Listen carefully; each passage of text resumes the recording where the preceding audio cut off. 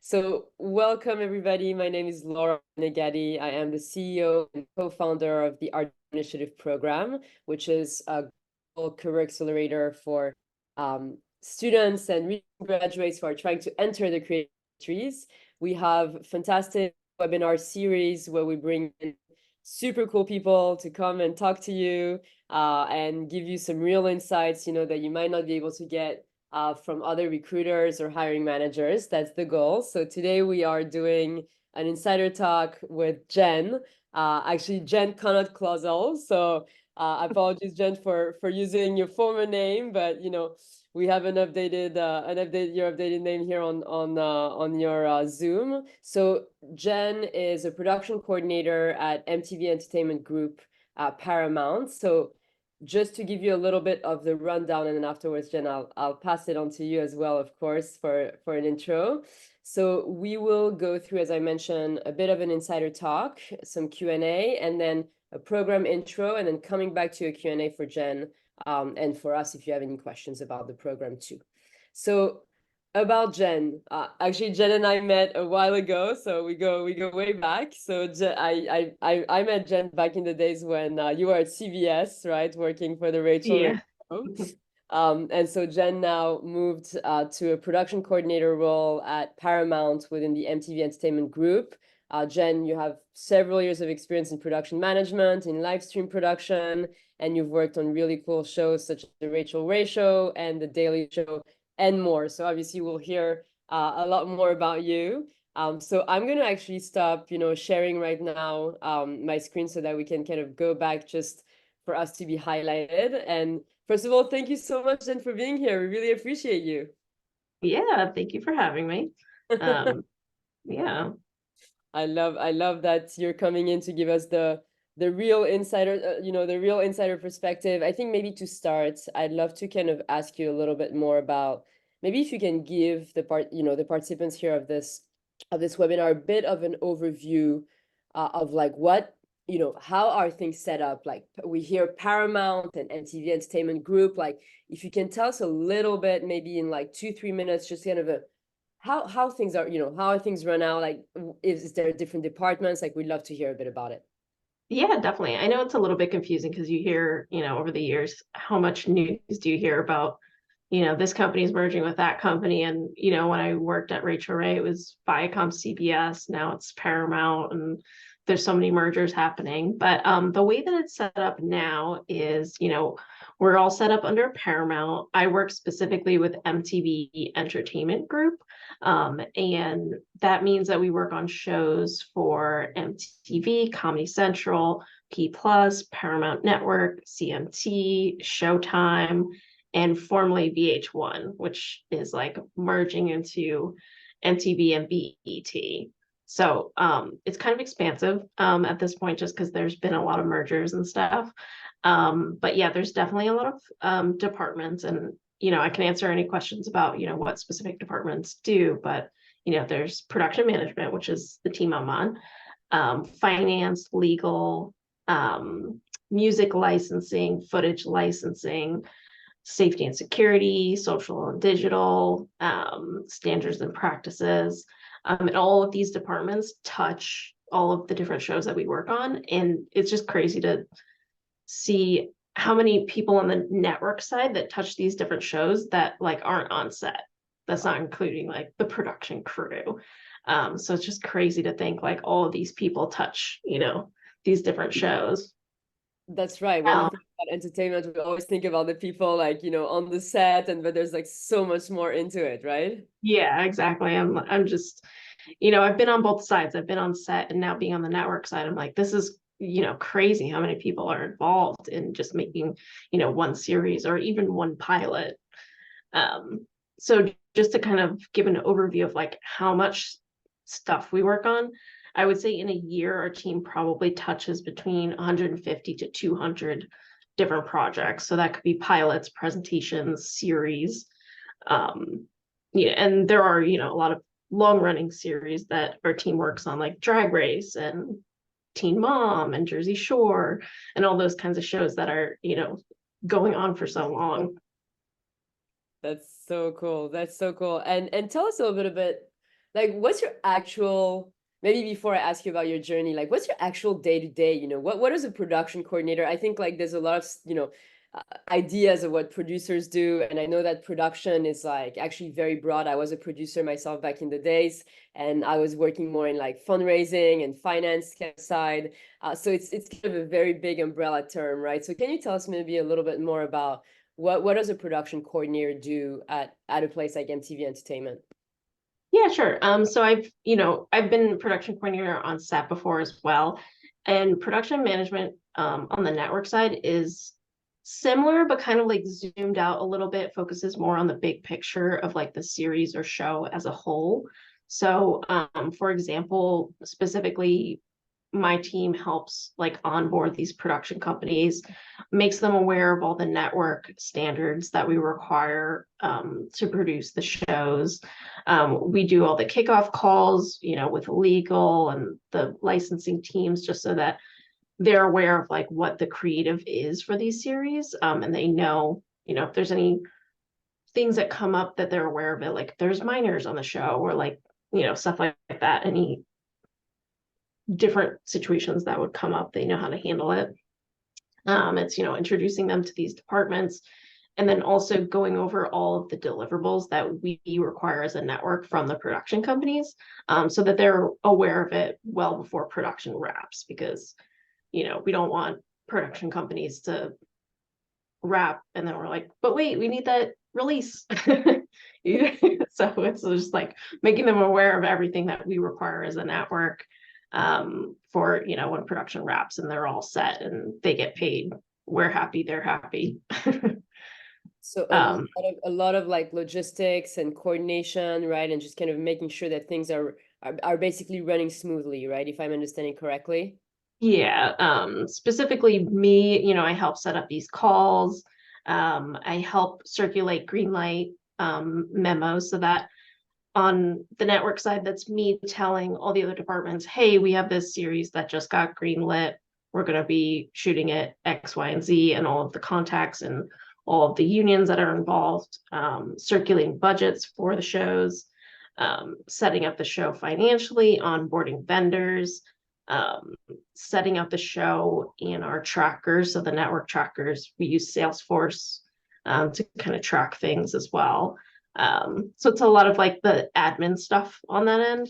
And it's project management, Right. I would say, Right. because we Right. follow through from strategic development when the idea comes, and then through production and through post-production deliverables, airing, and then once it's like financially wrapped. Wow.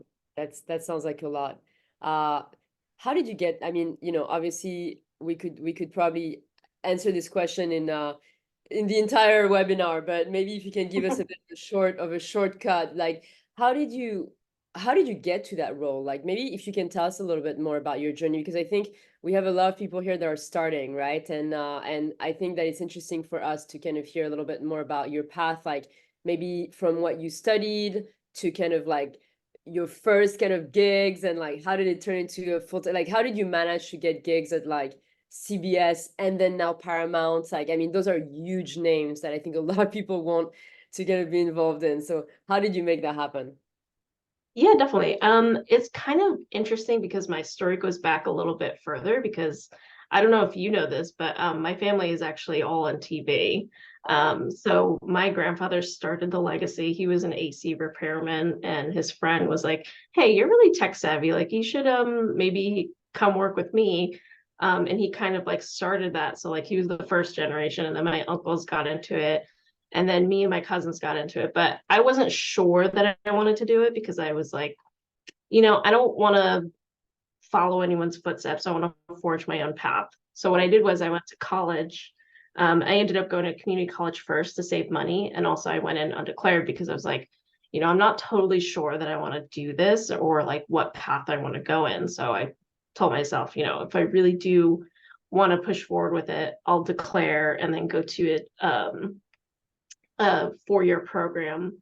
And I ended up going to Montclair for TV production specifically. So I knew I didn't want to do exactly what my family does, because they're in camera and utility. Right. So I was like, I want to do something else, but I still really, really want to be on TV. Um, so I just knew that I wanted to, like I said, forge my own path and, go my own way and be able to like work hard and know that what I'm doing is what I love doing. So in my senior year at Montclair, I ended up getting the internship at Rachael Ray Show. And I was like, yes, this is what I want to do. Because it was just, being in the studio on set was just like so cool. And just to see the audience and the producers running around and just being on set for that first time, I was like, this is exactly what I want to do. So I got to intern with production and field production there that first semester. And I actually ended up falling in love with being in the field too, because it's just that next level of like, you don't exactly know what's going to happen, but you know what you have to get done. And, sometimes things come up that you just have to like roll with the punches. So I really love that aspect of like being in the field. So the following semester, they asked me to come back, and that time I got paid. The first time I was unpaid. And then, I really enjoyed my time there and they liked me. So like the following semester, I'm sorry, after I graduated the following season of the show, they asked me to start full time. So I started my first full-time position Wow. there. So that was awesome. So you got And hired after your internship, right? You yeah, started intern and then you yeah. got So hired. I did one semester unpaid, one semester paid, and then the following season I got hired full time as a field PA. I love that. I love that. For all of you here, see, internships are useful. You can get jobs after. Oh, definitely. And the way that filming works, so we filmed from like September to May, so almost like a school semester. I had every summer off while I was like moving up in the ranks because I went from field PA to travel coordinator and then eventually to production coordinator. I was able to freelance at other shows. So I worked on Worst Cooks in America, Haunted USA, a bunch of like smaller shows with another production company because I had that break in filming there. So I was a full-time employee at Rachael, but we got the summers off. So that kind of helped get exposure to different sets and different production companies and the way that, these different sets worked. Wow, that's cool. So you kind of like you kind of were able to do that, plus you had side gigs as well. Like during the summer, you were able to do some stuff on your own, right?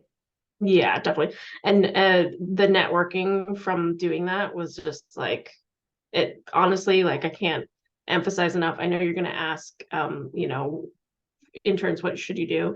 Networking. It's super, super important. Is that how Um, is that how you got the job afterwards? Do you feel like the next jobs after that were through those connections that you were able to build?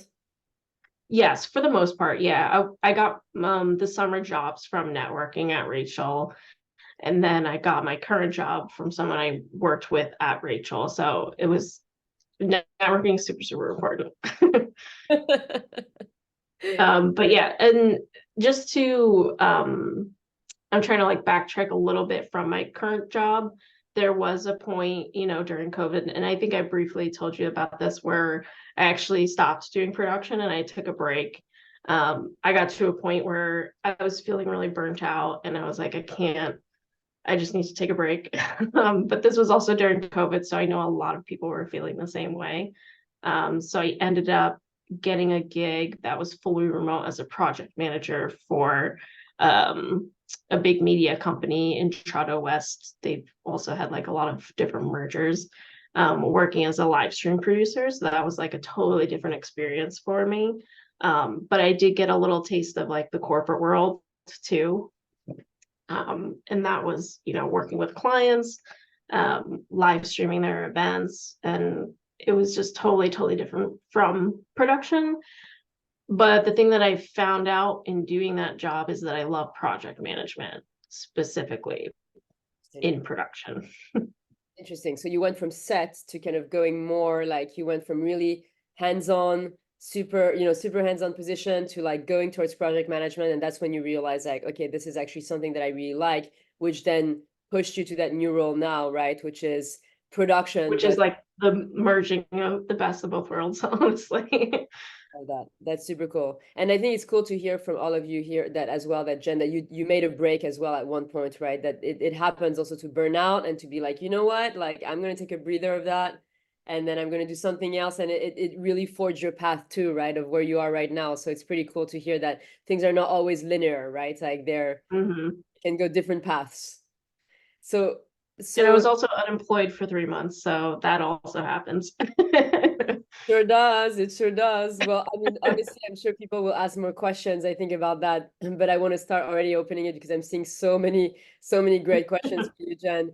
I think some people, like I'm seeing Kira and also Jessica, they're asking like, are there any schemes, to give opportunities to graduates or internships at like MTV Paramount that you know of, and like if so, what are some of the qualities and experience that you think they're looking for a new hire? Actually, you're a great person to talk to as well, because you were recruiting all the interns for the Rachael Ray Show at CBS, because that's kind of how we met, right? So I Yeah. think, so first of all, maybe any insights about MTV Paramount and how that works, and then maybe also a bit of insight of what you're looking for in terms of like those interns. Yeah, definitely. It's a hard question only because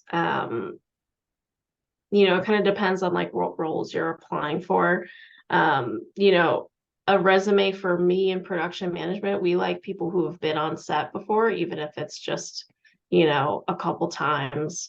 But someone, if you're applying for, let's say you want to apply for the social and digital department, they're going to look for, oh, I was a social media manager for so and so's small mom and pop shop. You know what I mean? So it's like, it definitely depends on where you're applying.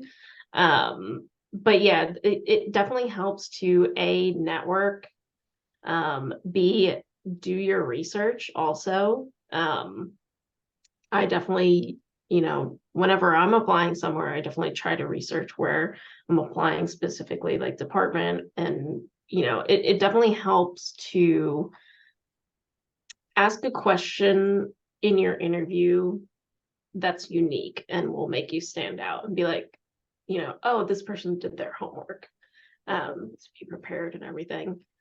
Um, it's hard to stand out these days just because there's the volume of people who are applying, the volume of positions that are hiring. So I mean, me personally, when I look at a resume, I definitely like to see something that will make you stand out, something personal, a hobby that you like to do. I've gotten handwritten notes before, and it sounds really silly, but like I remember those people. And sometimes I'll hire them and I'll always remember, oh, that's the intern that like wrote me that really nice note. So like something a little bit different, right? Maybe a personal project that kind of showcases your personality, and like you mentioned some really sharp questions, right? That showcases that you actually did a lot of work to kind of before you got into the room, right? Yeah, because it's even if you're interviewing for an internship, it's a two-way street, right? You want to make sure that it's a good fit for you too, so you want to ask really good questions. Yeah, that makes perfect sense. And do you know if MTV Paramount recruits interns? Do they have like, are you aware if they have any kind of like internship programs like for the summer or year round? There is an internship program. They book up way forward, so like like right now they're probably booked up for spring next year already. Like it fills up fast. I don't know the specifics, but I can always get back to you on like a link or anything Yeah, to maybe apply. we'll send that to the all the attendees after that if they wanna check it out. I have a question from Nell who's asking like, what's the most common task that you do, as a producer, and maybe what's the most difficult task? Ooh, common tasks. I think a majority of my job right now is it sounds really tedious, but just checking deliverables for shows. That's a lot of my job right now, just because we have a couple series, and it's totally up to the calendar of like when things are shooting and when things are done. But I have a couple series that are ending, so it's up to me to work with my network executives to be like, okay, they have all their releases, they have all their call sheets, they have all their this, and this. And we use a platform to do that. So that's a lot of my job right now. And then based on, if it's approved, then we release final payment to the production company. So it is super important because we don't want to, say a show's wrapped up and done if it's really not. And then legal comes asking, hey, where's that incident report from when this happened? And we don't have it. That's not good. I would say difficult task. Scheduling kickoff calls is really difficult. But that's just, the nature of having an admin job and having to wrangle so many different departments and get everyone together to sit down and, discuss things, especially working with VPs, SVPs of all these different departments. Everyone's super busy. It's very simple, but it's very difficult to do. So for everybody, VPs and SVPs, we're talking about vice pres and senior vice pres, which are like exec roles, right? Just in case, because we have a lot of people from different places. So kickoff calls, it's like the thing that needs to happen in the beginning of a show. Yeah. So we have a couple different kickoff calls. We have one with the legal department. We have one with the post-production department. So they know the specifics of what's being shot, what format it is, what cameras they're using, what editing software they're using, the specs that the network needs from the production company to receive a really high quality product. Interesting. So you're getting everybody together and you're the one who's having to coordinate that, which I imagine must be a nightmare. So I have a question from Damon who's asking, like, do you know if Paramount MTV is looking for like new filmmakers from like the film festival circuit? Because I know we have a lot of creatives here, right, coming through too, who are obviously maybe not going to go towards the production route, but more going, trying to get towards the filmmaking route. So perhaps you have some insights on that. Yeah, definitely. I could actually talk a little bit to that. I'm not an expert, but I do work with one of my supervisors on MTV Documentary Films. We have a couple films. 2022, we had 11 shorts and features. Last year, we had 14 shorts and features. And these do get poached from film festivals. We acquire them. Sometimes they're internal, sometimes they're full acquisitions. But a lot of research goes into, getting these films under the MTV Documentary Films umbrella. And we actually this year, we had 2 films, one feature, one short that was nominated for an Oscar. So that was super exciting. They didn't win, but we got nominated. So that was cool. Which were they? So the feature was called Eternal Memory, and the short was called ABCs of Book Banning, which is about banning in the South. Wow. But yeah, I'm really excited to work on that team because it's just really different from the other things that I work on. It's not, Teen Mom over and over again. It's something different, and to me, exciting because I love documentaries. That's awesome. So so the question is basically that MTV Paramount does pick up some of those film, from the film circuit and actually acquires them and kind of, so do they distribute it basically? Yes. Yeah. It totally depends on the agreement that they come to with the filmmaker. But typically it's like full distribution rights. And all of them are on P+, if anybody has P+ and wants to watch. So Joshua is asking, like, any advice, insight from your point of view for photographers looking to grow in the photo production side of the industry? We're going to get some of those niche questions, but I think they're cool to hear. Photography. That's a good question.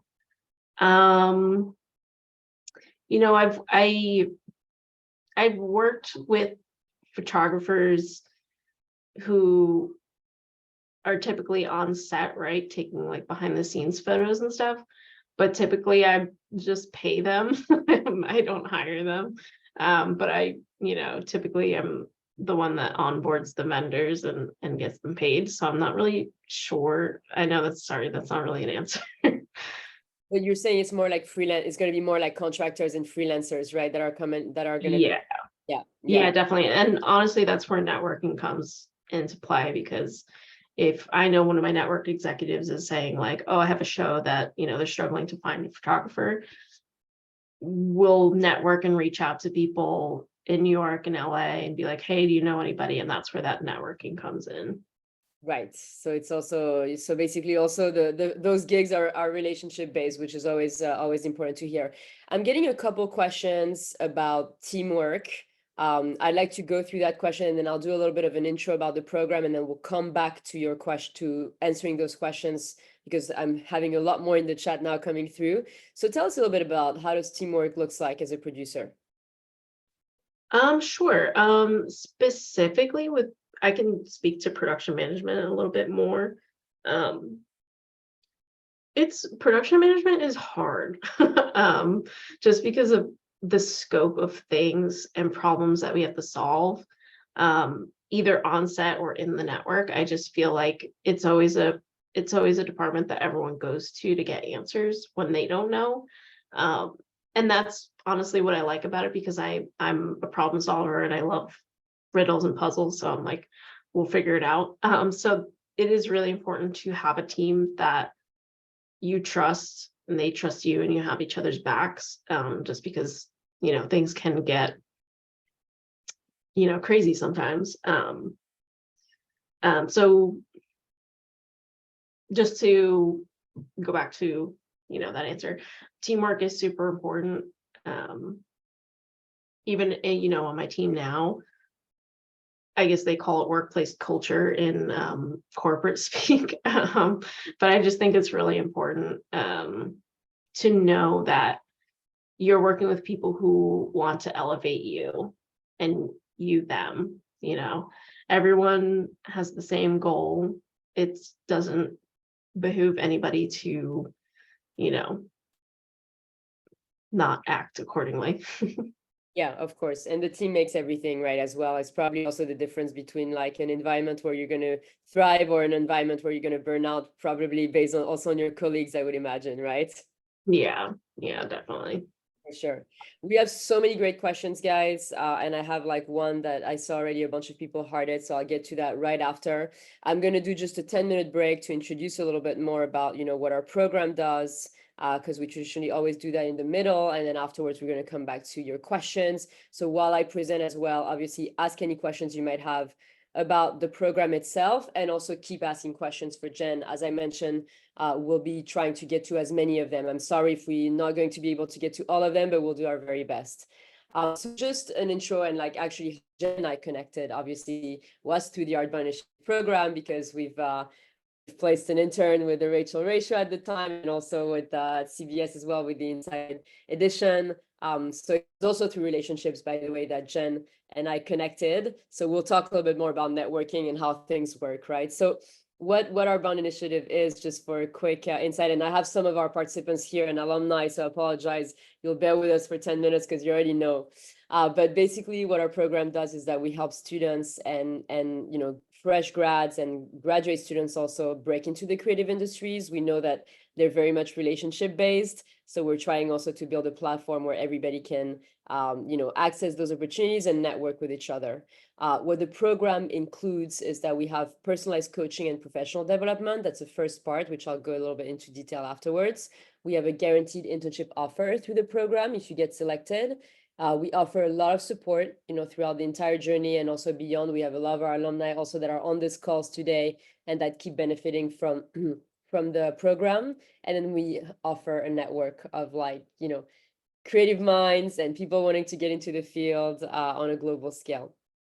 So we have different destinations that we offer for the program. We have 3 destinations in the US, NYC, Chicago, LA.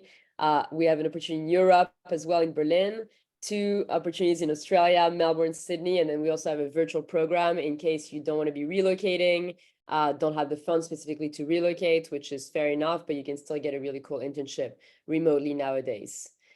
We have several industries that we work in, but obviously we're very specific, so it's creative field. So advertising, marketing, entertainment, media, obviously, which is, where Jen falls, fine arts, design, and then fashion.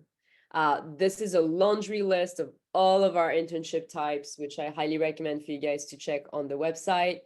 Maybe somebody from the team can put a link to our website so that you can check out also what are the types of opportunities that you might want in entertainment and media, a bunch of stuff in like, talent management, production, from like TV, film, theater, script, some animation, but more limited, some music business, some photography, etc. In terms of the program, the first part that I was mentioning is the professional development. And that's, I think, to me, a really important part of the program. We offer a curriculum that you can do on your own time. It's online, and we've built it that way so that you can do it even if you're a full-time student. And this curriculum is going to try to really help, make sure that you're ready to enter the field. So it's going to be from, Jen was talking a little bit about resumes, right? Like how to put together a very strong resume. If you have a portfolio and you're a creative, how to make sure that your portfolio is really great, and you're going to, be paired, for example, with a creative director or somebody in the field to, review that. You're going to also be paired with a recruiter to like learn how to do job interviews, how to ask the right questions, because again, that is an art form. And then we'll do a lot of like career planning together. Also, where do you want to be in 5 to 10 years from now? And how does that look like? How can we help you to build a bit of an assessment as to what you want to do? And then we'll do also a lot of preparation about how to enter the workforce, a lot of the unspoken rules, what type of managers you might get and how to adjust communications based on that. And like, how to write good business emails, and also how to face hardships, because things are going to suck sometimes. And I think we're talking a little bit about that. Like, it's not all going to be great. There's going to be moments which are going to be very difficult. So we're going to try to navigate those hardships together so that you're equipped. At the end of that, you will get also a career development certification that you can add on LinkedIn and your resume. The second part of the program is that we offer a guaranteed internship offer. So, we have internships year round, and they're ranging 3 to 6 months. They can be for academic credits if you want to do that with your home university. The one thing that I do want to mention is that, to be very transparent, we can guarantee paid opportunities. We have a lot of different partners. Some of them pay, which is awesome. Some of them are really great boutique firms and don't specifically have the budget to pay their interns. So that's the one thing that we are very clear about, with everybody. If you think of applying, you got to prepare financially for it. Maybe you can do a side job on the side, but you got to think about that, and you got to save up to make sure in case, the internship turns out to be unpaid.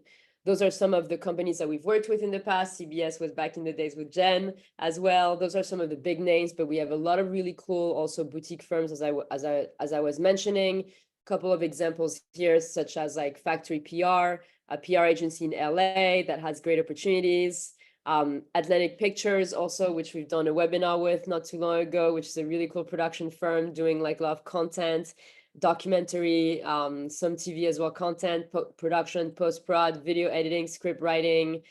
Example as well of Picture North in Chicago that does a lot of post-prod. They're really, really cool shop where you have a lot of great opportunities in like production and video editing.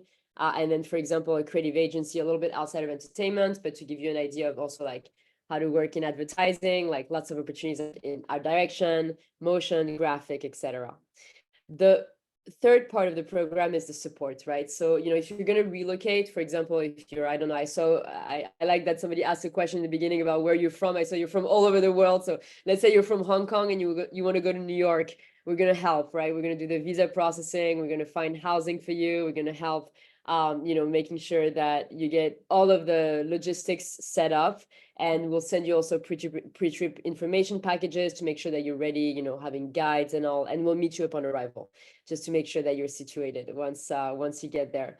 And then on top of that, whether you're relocating or not, you're also going to have a lot of support from us. So you'll have 2 dedicated program coordinators. You'll have a virtual coordinator that's going to be with you throughout your entire time in the program, from like the curriculum to helping you set interviews with companies to helping you with everything. And then an in-city coordinator that's going to be there, let's say you arrive in like Berlin, that's going to meet you up, and that's going to organize events, and that can be the person that helps you to navigate the local scene.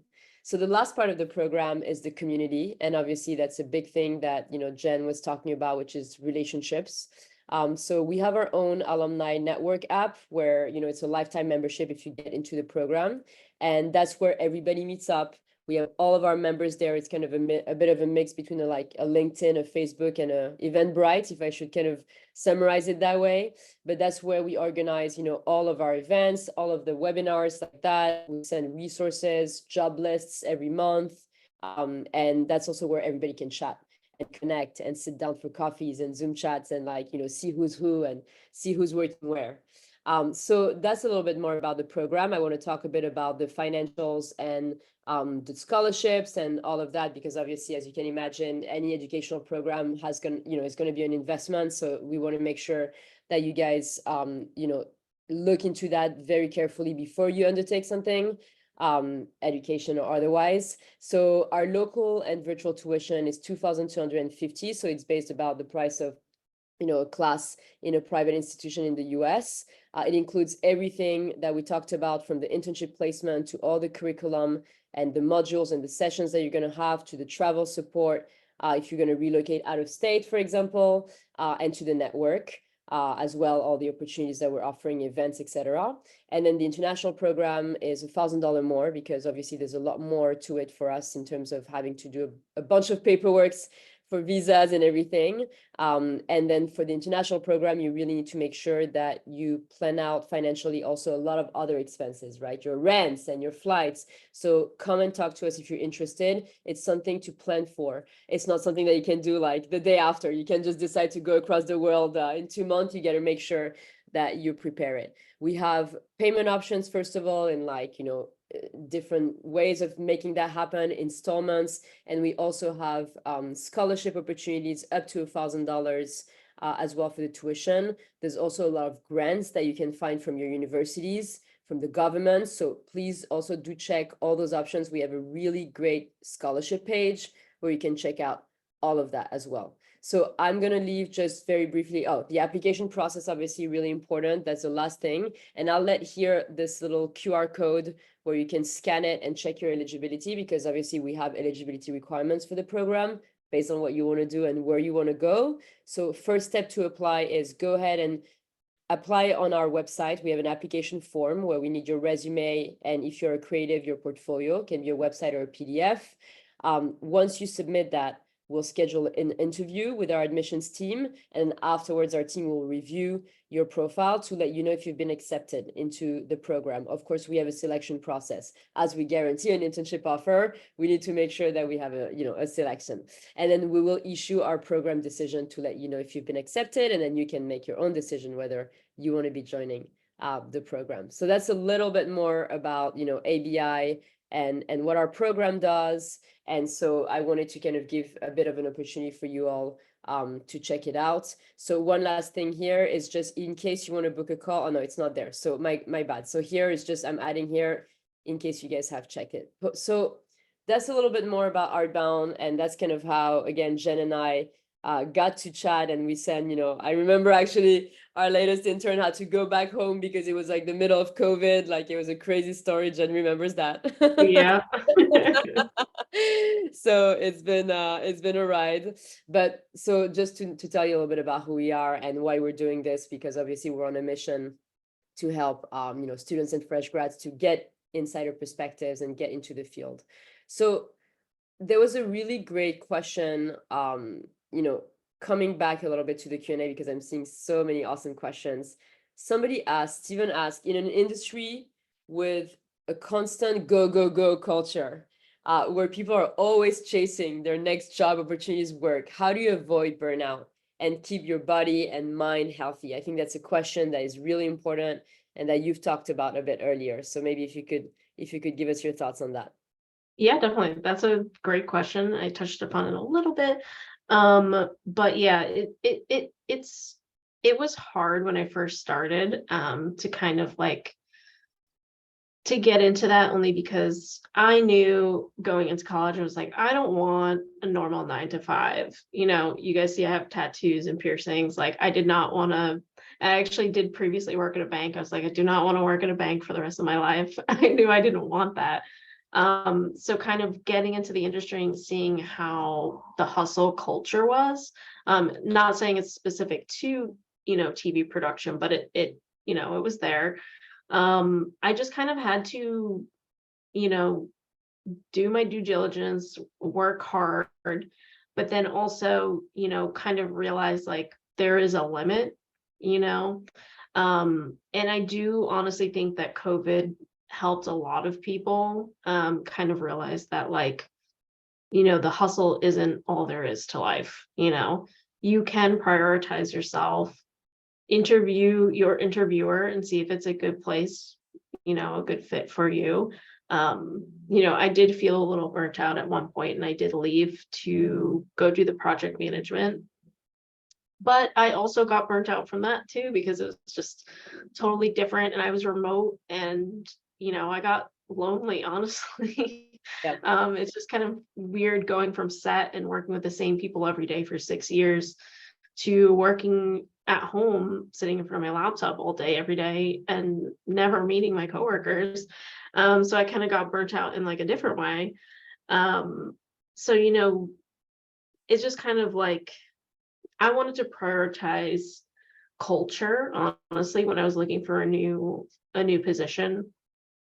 I wanted an employer who, kind of understood work-life balance. And, that is a valid question to ask while you're interviewing. And, I do think I found that. I found a position where I was able to do hybrid. So I can kind of, get a couple days at home and then I can go in and socialize and, collaborate and have teamwork. And it was just kind of like part of the journey to figure out exactly what I wanted. I didn't want to be on set every day. And I also didn't want to work remote every day. So it was just kind of trying different things and kind of seeing, where to go from there. Yeah. So, I mean, the truth is also about, the environment again, right? And making sure that it's the right one for you. And I think that's a legitimate, thing that a lot of people are looking for. You might not always get it, just to preface, you might not always get it from the get-go, right? Like that's also something to kind of understand, like for, students and fresh grads entering in internships, like, sometimes you're going to take also what you can get to kind of at least enter the field. And then as you kind of go forward, you're going to be able to also refine things, right? Because I love what you said, Jen, about interviewing your interviewer too, right? Which is really important. But it's also something where in the beginning you want to still arrive and kind of like be also with a mindset and the mentality that you have something to bring. And I think that's something as you grow and as you build more experience, you can kind of be a little bit more imposing about what you want, right? And about the types of things that I would imagine, right? Yeah, took a couple of years, but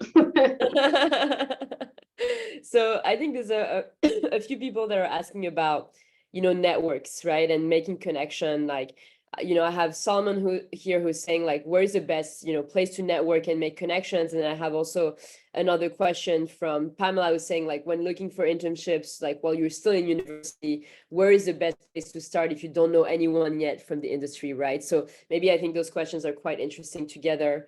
Maybe if you have any insights on like how to get connects in the field.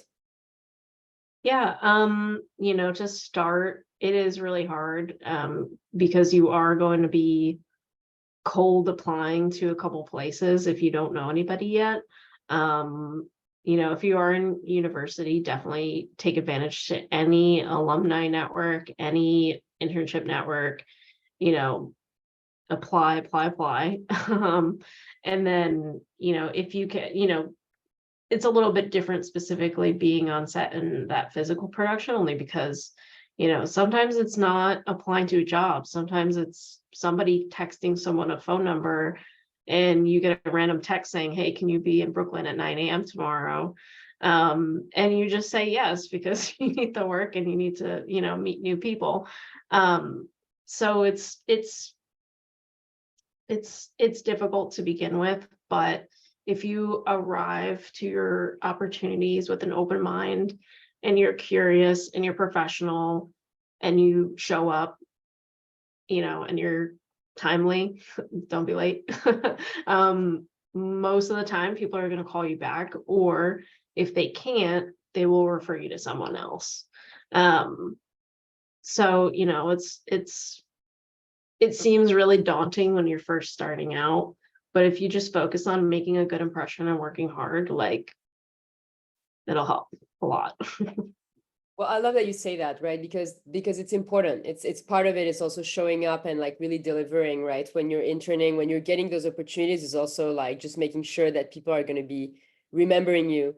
And I'm hearing also from what you're saying is also take small gigs too, right? Like take whatever you can get. If like somebody else is doing like a PA job on the side and saying like, hey, they're looking for another PA, come through. Like it's also showing up in multiple environments as much as possible, right? Yeah, definitely. And I kind of briefly mentioned this to you too. I still do it, sometimes if I have free time, and I'm gonna learn something new, I'll do it. I do courses also on my own, like Coursera.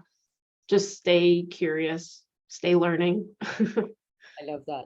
I love that. We have a couple questions about people that are from different backgrounds, and that are asking whether, there's any opportunities in entertainment for them. I have somebody coming in from, more, is there anything that can merge engineering and entertainment, for example? And then somebody was also asking about, I think it was AI, kind of like, do you know if there's like, because you were mentioning like, obviously Paramount has a lot of different functions, right, in the field.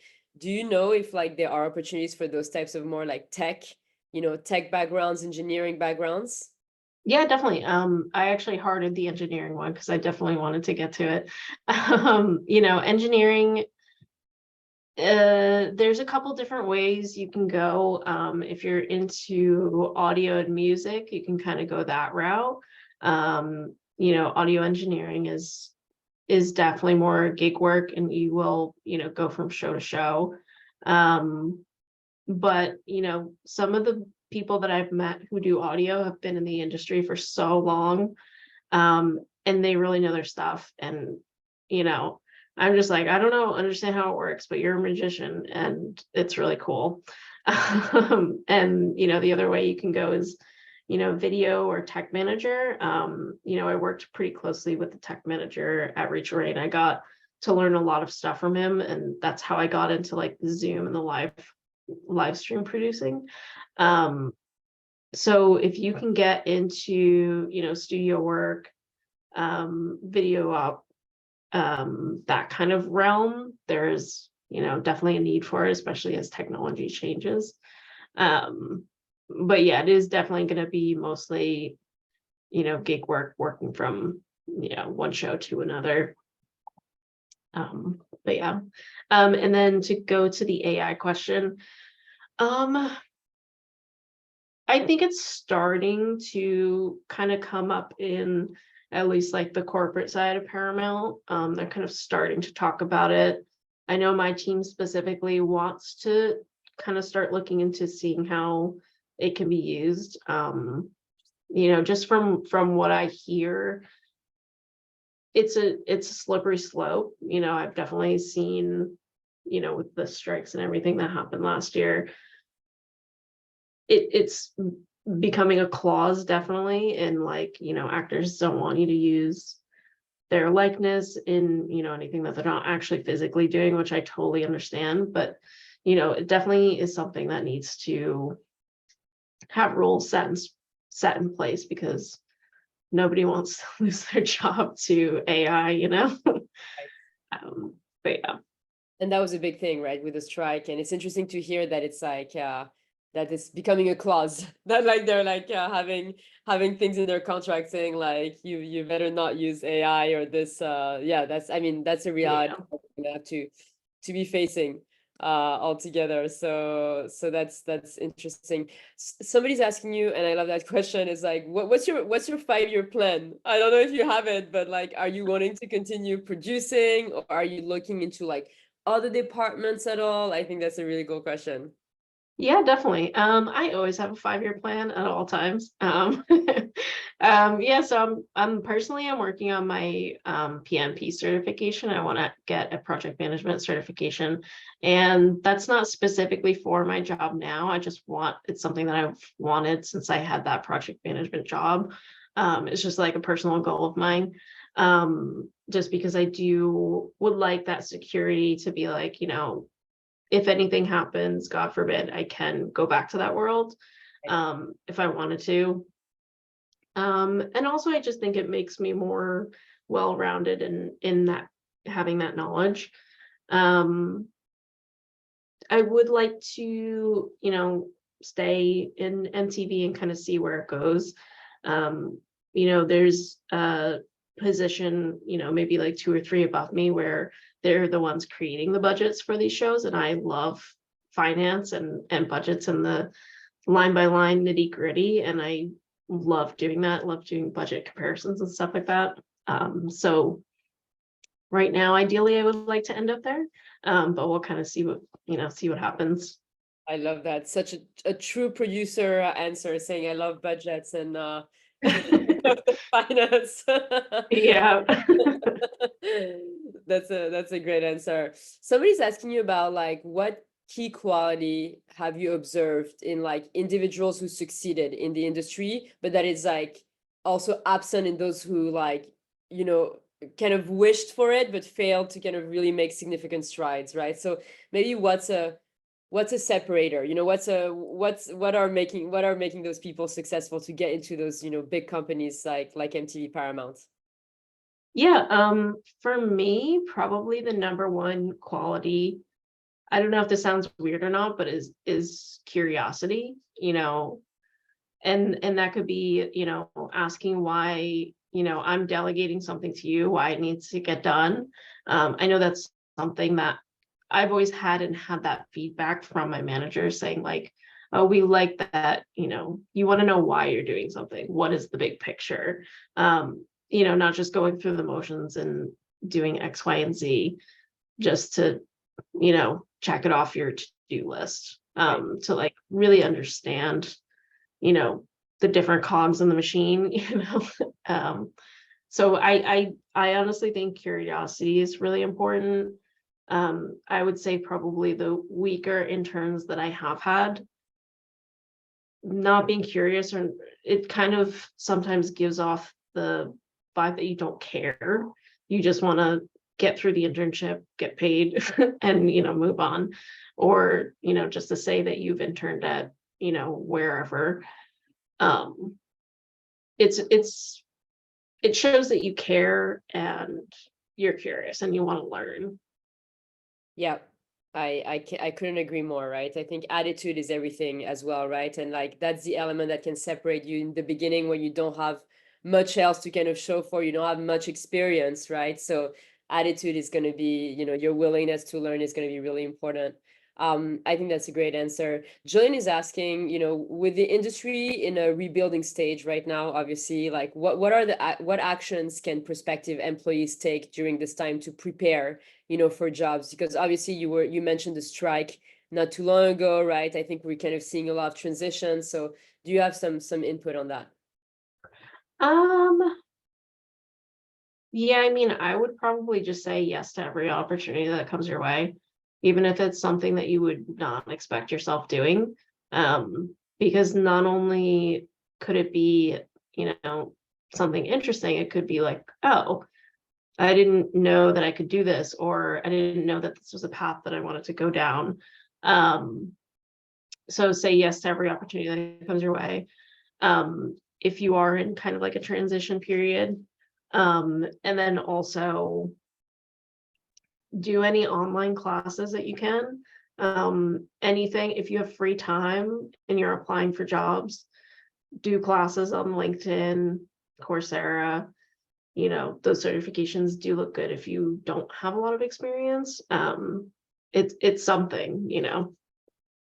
It's great. Something just to add, right, to your resume, to say like you've got a certification in this and that's going to be helpful in your opinion. Would you like those resumes when like there's not much experience, but you can see that the person is like ranking up some good certifications? Yeah, definitely. It shows that you care enough to put the work in to do things when you have nothing to do, which I also personally have done. Like when I was unemployed, like, I spent a lot of time applying for jobs, but I also spent a lot of time doing those classes and stuff. It shows that you care enough to fill out your resume with those things also. Right. Ideas of the certifications, for example, you mentioned somebody's asking like what examples, project management, one of them. Do you have other ideas of certifications that could be useful for the industry? Yeah, it's kind of depends on like where you want to go, because like if you are looking to get in like to pure physical production, being on set is honestly your number one thing and not doing these classes. But if you are going for a more corporate, thing, LinkedIn and Coursera have like a million classes. You can do like basic admin. If you aren't an expert in Excel or Word, take a couple classes. I can't tell you how many times I've impressed people with just basic formulas in Excel. Basic admin classes. You can do basic, social media management classes. I don't know. There's like a million I of like them. that. Those are good examples. Those are good examples. Somebody's asking if there's an age requirement when working in the industry, maybe for some of the career changers out there. I don't know, but have you seen any of that, or do you feel like, those big corporations like Paramount are pretty open? I guess kind of depends on if that means like for an internship. I think internship probably you'd have to be 18 plus. But if you're talking about like getting hired on set, most of the time that's going to be like 21 plus, only because people are looking for PAs who are like right out of college. Yeah, that makes sense. And I guess I'll take one last question because it's already 58, guys. I really appreciate all of you staying there.